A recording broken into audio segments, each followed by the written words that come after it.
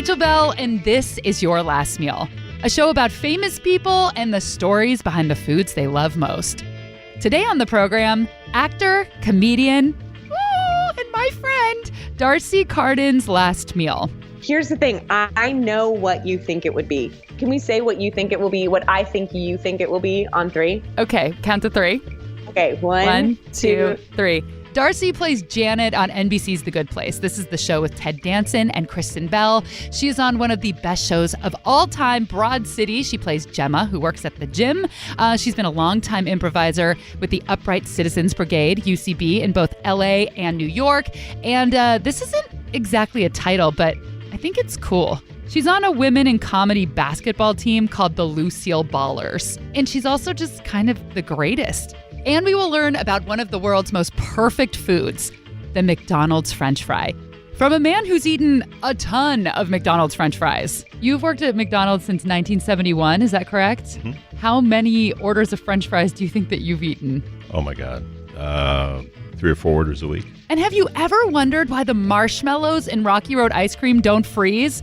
I've wondered this. Now I have Darcy wondering this. So we're going to get the answer from the owner of Sweet Lowe's Ice Cream. And you'll never guess why Rocky Road is called Rocky Road. All of that coming up. But first, my chat with Darcy Carden.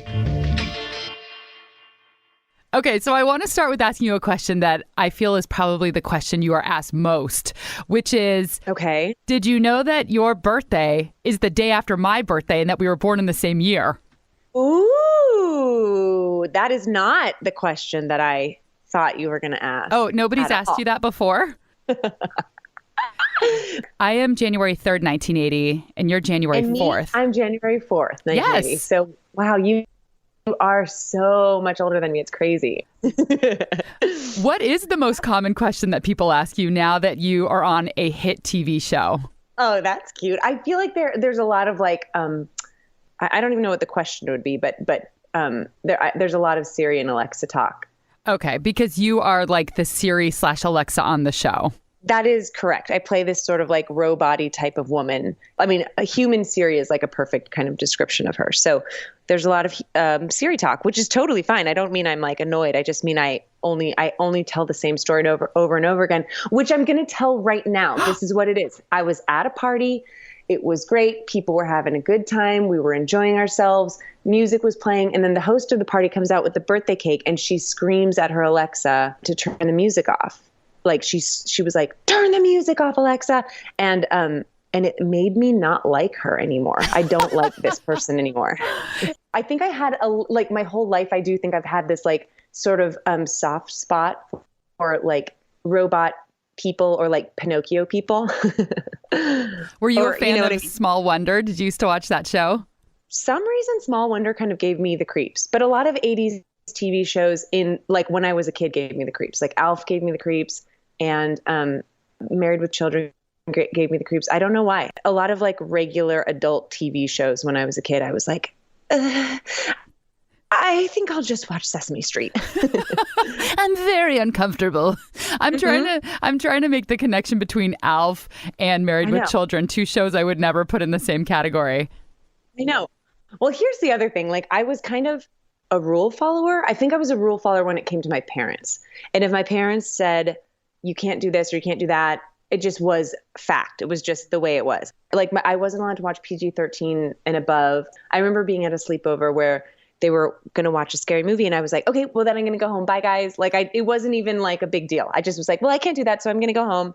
But so all that being said, Darcy, I literally did the same thing. I can't believe you are as dorky as me. And I later became like a total bad kid. But when I was a kid, the same thing I said, I'm going to sit in the other room and because I can't watch this. Totally. And it wasn't to like make anyone feel bad. It was just like, this is the fact. I can't watch this. So I'm going to go, but have a great time, guys. But for some reason, we weren't allowed to watch Alf, Married with Children, Night Court.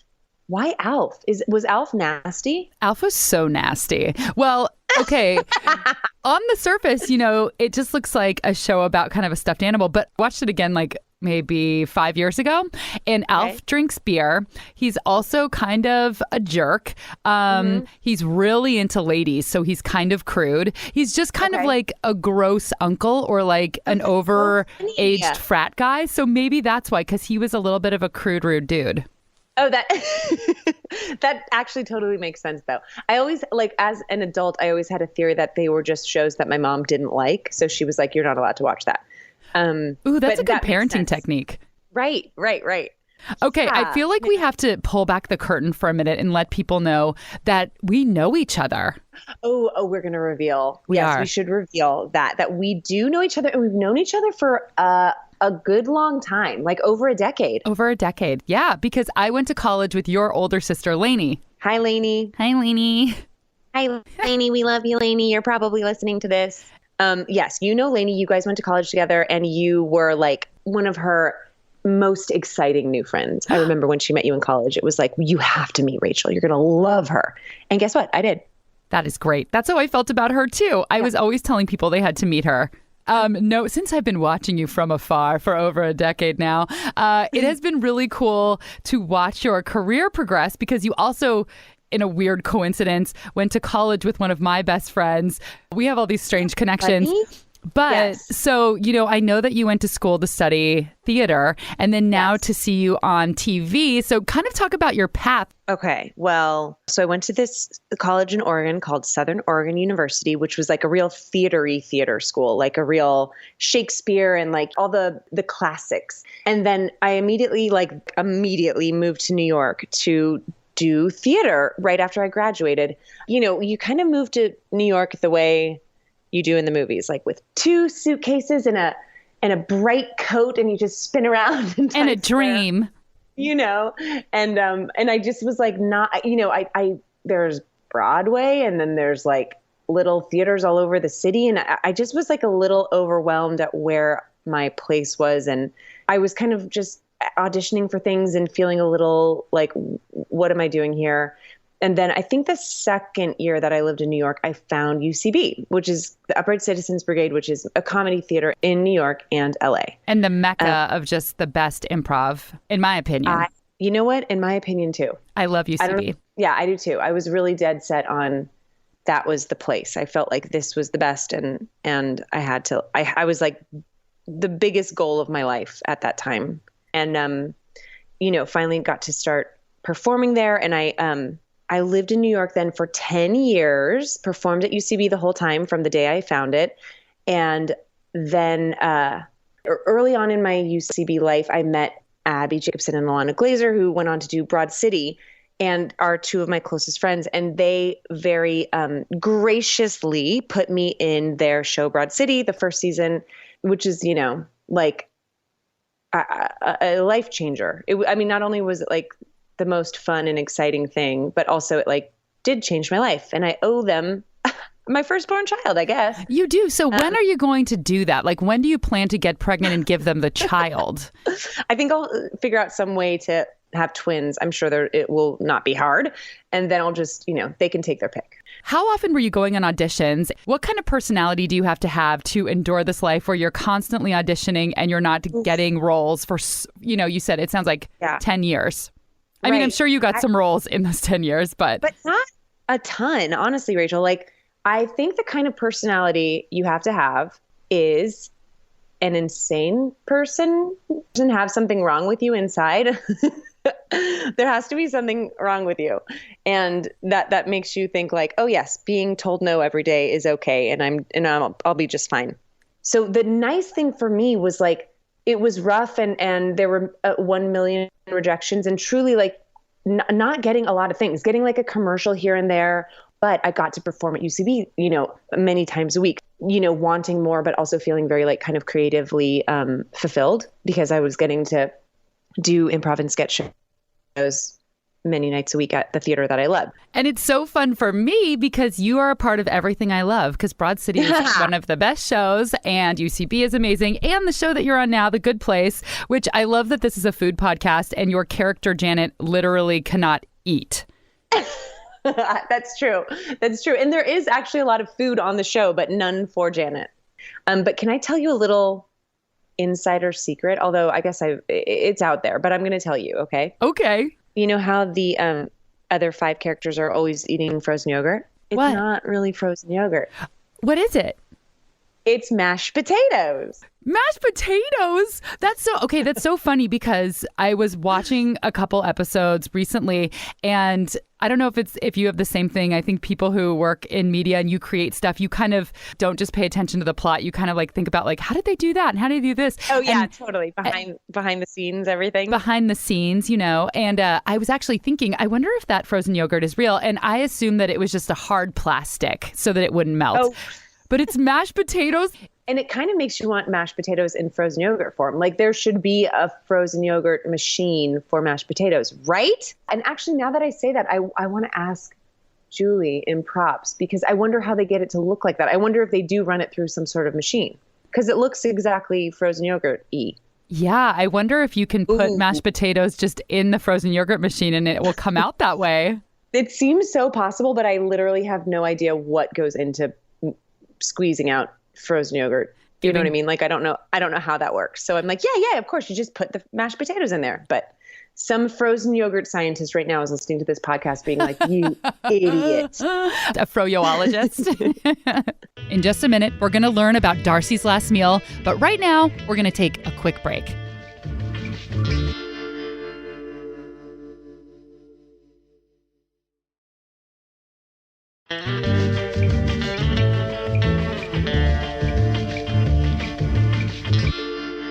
Darcy's character Janet on The Good Place is not a human.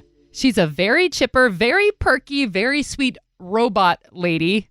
If you don't know what I'm talking about, just watch the show. It's on Netflix. Who does not have the ability to eat. But real life Darcy can eat. What would your last meal be?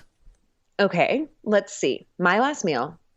Growing up, my mom, for birthdays, a way to make a birthday special, my mom would always make whatever we wanted for dinner. It was like you kind of could create the menu, if that makes sense. Yeah. So it does make sense because that's not a hard concept to grasp. But it's basically exactly the same meal as I would have when I was like 7 years old, which is a steak, medium rare, a filet if you're being particular, garlic bread, a green salad with blue cheese dressing. And I'm trying to think, okay, so there's a difference between what you should have and what you want to have for your last meal. Because I'm like, I should have another vegetable or something. But I'm like, no, I don't want another vegetable. I want fries is what I want. And what kind of fries do you like? If we're talking last meal, like I can do whatever the hell I want. So maybe like McDonald's fries. What is it about McDonald's fries that you love? I think it's just some sort of like salty, crispy, disgusting, like comfort. They're really good. So I am so interested that you are into this kind of like steakhouse dinner. I would not have anticipated that, but I guess it goes back to your youth. It is a very old man. It's not even like, this is the thing, because I've thought about this question. It's not like what I would order necessarily at all at a restaurant. It's like my last meal. It's my last old man meal. And then you'd have a cognac and exactly. I know. I'd have wear like a smoking jacket. I want to know what you would have for dessert. And I have a guess because since it's like this old man steakhouse thing, I feel like I know what it might be. Okay. Here's the thing. I know what you think it would be. And it actually, okay. Can we say what you think it will be? What I think you think it will be on 3? Okay. Count to 3. Okay. 1, 2, 3. Cheesecake. Oh. Yeah. We're really good at talking at the same time. Okay. Is it cheesecake? It is not cheesecake, but I knew you were going to say cheesecake. That is so funny. Cheesecake would be the perfect exact dessert for that. But cheesecake is too filling after you've had that much food. So I'm kind of a similarly old man dessert. I like a creme brulee or you know what? Since this is my last meal, I can have 2 desserts and I can just have a bite of each. And I'll have like a scoop of Rocky Road ice cream. God, I am 75 years old and I am a man. Okay. You may know this because we're both from the Bay Area. So you're from Danville. I'm from Pleasanton. So we grew up like 20 minutes apart. Yeah. Gosh, that's crazy. So you might know this. I never ordered Rocky Road. It was not a flavor I would ever get, except when I would go to Thrifties. Do you remember Thrifties? Thrifties, 100%. Thrifties was amazing because it sounds like we were raised in like the 50s when I think that scoops were like 25 cents or something. They were so cheap. So Thrifties, for people who don't know, it's now Rite Aid. It was a drugstore and then it changed to Rite Aid. But it did have like this very old fashioned feel. And Thrifties was like this nice cursive logo. And in the drugstore, they had an ice cream counter. And the special thing about Thrifties, which as a child thrilled me more than it should have, was that the scoops were square. Yeah, that was like, you'd never seen anything like it. No, they had a square scoop. And I remember their Rocky Road being really good. And I also remember being super perplexed and still am perplexed by the fact that the ice cream is frozen, but the marshmallows were still soft. Oh my God, that is a weird. We got to get this. This frozen yogurt scientist might also have a speciality. Also might know about ice cream. So we got to get this froyo scientist on the next pod. Next pod, we're going to get to the bottom of this right now. Lauren Wilson may not be a froyoologist, but she is the owner and chief ice creamologist at Seattle's Sweet Lowe's Ice Cream. And she's also one of the few local ice cream companies that is making Rocky Road. So here's the deal. If you live in a city like Seattle or Portland, or you live in Brooklyn, I think you've noticed that ice cream has been gentrified. If you go into one of these local ice cream shops, which are adorable and most of their flavors are delicious, you can't really find anything except lavender basil and charcoal. And there was a place in Seattle that was actually making a cheese-flavored ice cream. And I love all of these, but, you know, sometimes you just need a scoop of Rocky Road. Rocky Road ice cream is chocolate ice cream, usually dark chocolate ice cream, chock full of almonds. Traditionally, it was walnuts. First started, I did a little research, and when they first started making Rocky Road in the 1920s, they were using walnuts, toasted walnuts, and they switched over to almonds. So it's almonds now and marshmallow. Why doesn't the marshmallow freeze when everything else in the ice cream is frozen? There's so much sugar in a marshmallow. Basically, it's all sugar. And so sugar has a higher freezing temperature. So does the other ingredients in the ice cream freeze? The marshmallows don't because of the sugar ratio. Rocky Road is such an endearing flavor because A, it has freezer-defying marshmallows, and B, it has a really cool history. So it's the first flavor that kind of broke out of the vanilla, chocolate, and strawberry trio. So in the 1920s, those were the only three flavors available. So Rocky Road was created by William Dreyer, and one day he took his wife's sewing shears and started cutting up pieces of marshmallow and walnuts, and he put it in chocolate ice cream, and it turned into Rocky Road. So I'm assuming this is William Dreyer of Dreyer's Ice Cream. It is. Did he already have an ice cream empire? He did. So he started making ice cream in 1906, and he apprenticed with various ice cream makers, and then he opened up a shop in Northern California in the early 1920s. And he named it Rocky Road because he created it in March of 1929, and then the Wall Street crash happened. So he wanted to kind of, as an homage and as a little bit of a humor element to it, he called it Rocky Road because of the rockiness that was about to happen for everyone in the country. Wow. Which would be the Great Depression. I would never have thought Isn't that's crazy? It's like an emotional Rocky Road. Exactly. Eat Your Feelings 1920s edition. I would imagine because I did read that in the 1920s, people on average ate about 9 quarts of ice cream a year. And during the Great Depression, it fell to 5 quarts. But Rocky Road became the most popular flavor of now the 4 flavors available. But there's a little bit of drama in the Rocky Road because there was a candy maker with the last name Fenton in California as well. And he claims that he created the first Rocky Road because he was making a candy bar that had marshmallows and walnuts in it. And he claims that he cut up pieces of the candy bar and put it in chocolate ice cream way before Dreyer's. So there's still this conflict between the two. And if you go, there are still Fenton's ice cream shops all around. And if you go, they still call their Rocky Road the original Rocky Road. So there's a little bit of ice cream drama. Can we eat it now, please? We sure can. Okay. Let's and do then it. we can talk more about it. Okay. Okay. Crack it open. This is real good. Isn't it nice? Mm-hmm. It's creamy, chocolatey. Taste every ingredient that's in it. I really like the walnuts. Me too. You can taste the toastiness, and it has such a nice texture. Totally. I like it better than almonds. I do too.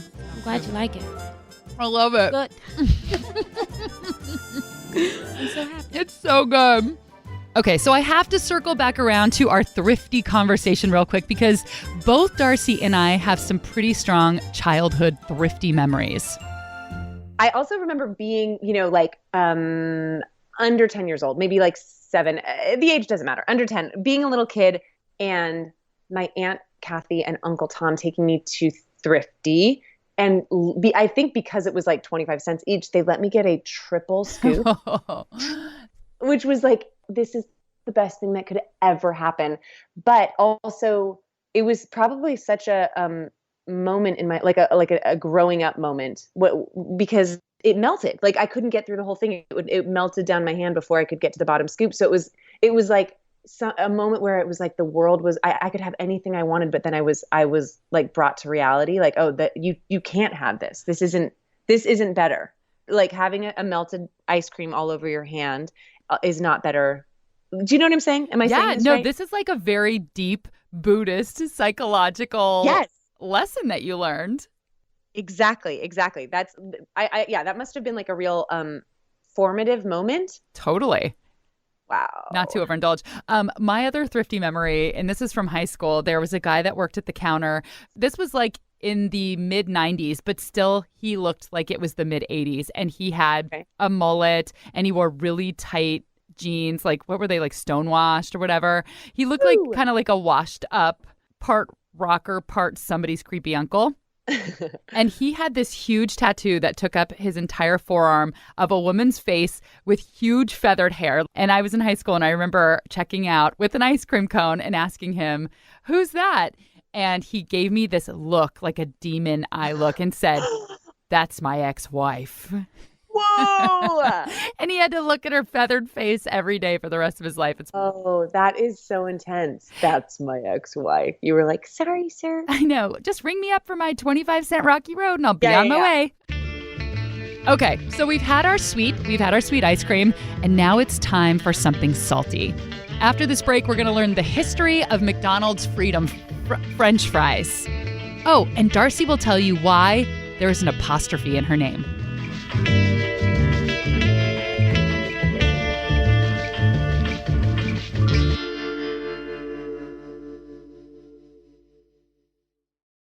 Darcy Carden wants McDonald's French fries as a part of her last meal. These are the classic French fries. They are hot, they are crisp, they are salty and delicious. Our specification for fries is that we want it to be a firm exterior, but a soft, fluffy interior, kind of like the interior like a baked potato would be. And that's something that's hard to replicate. Alan Finklestein owns 5 McDonald's restaurants in the Seattle area. The color should be golden brown. There's a little bit of salt that we put on each one.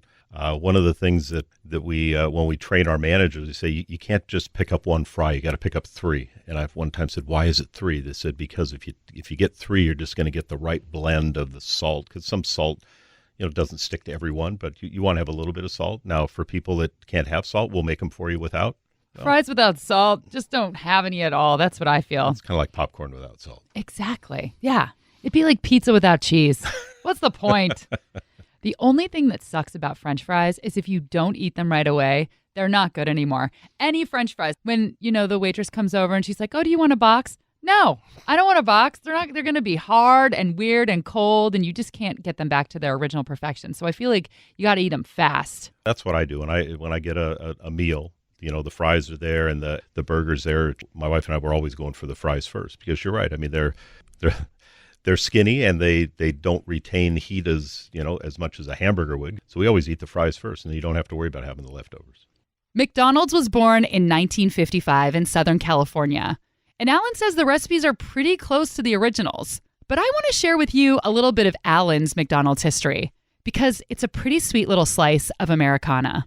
So I started at 16 years old at a McDonald's right over by University Village, and that was my first job.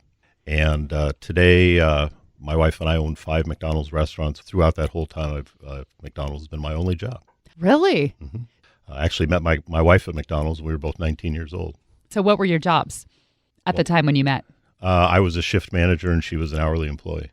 And as they say, the rest is history. We met and we've been married 42 years, have 3 grown kids. So Alan says McDonald's fries used to be made from scratch in every restaurant. So instead of getting these bags of frozen fries they get now, they would get a bag of potatoes. And the employees in each restaurant would peel them, cut them, and fry them. But now, in order to get a uniform product that tastes the same all around the world, and I imagine it's just so much faster to do it this way, the fries are now processed in advance at a plant and then sent to restaurants pre-peeled, pre-cut, par-fried, and frozen. So when you order fries at McDonald's, all they have to do is throw them in the fryer. So let's talk about the change in fat. McDonald's used to use beef tallow, correct, which is beef fat.